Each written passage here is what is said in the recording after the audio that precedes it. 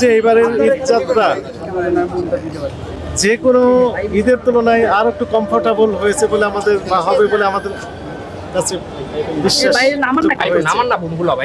প্রতিবারের ঈদ যাত্রার তুলনায় এইবারের যাত্রীরা খুব স্বাচ্ছন্দ্যে নিরাপদে তাদের বাসায় পৌঁছতে পারবে বলে আমরা বিশ্বাস করছি।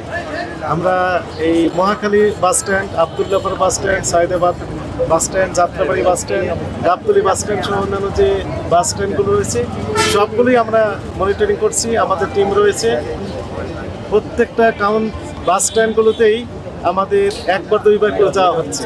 তো আমাদের কাছে সেই রকমের অভিযোগ নেই।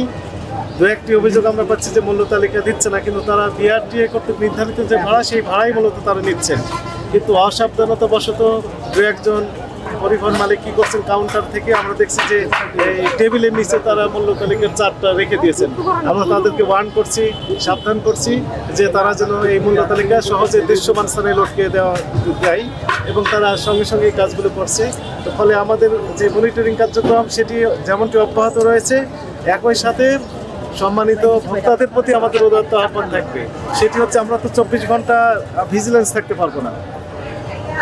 কোনো কাউন্টার যদি বিআরটিএ কর্তৃক নির্ধারিত ভাড়ার চেয়ে অতিরিক্ত ভাড়া নেয় তাহলে প্রমাণক সহ www.dncrp.com এই সফটওয়্যারে ক্লিক দিয়েই বাসায় বসে থেকে স্মার্টফোনের মাধ্যমে অভিযোগ দায়ের করতে পারবেন। অভিযোগ পেলে আমরা ঈদের পরেই শুনানিতে ডাকবো সেই বাস কাউন্টারের কর্তৃপক্ষকে। সেখানে শুনানিতে অভিযোগের সত্যতা প্রমাণিত হলে দণ্ড আরোপ করা যাবে এবং প্রতিকার দেওয়া যাবে।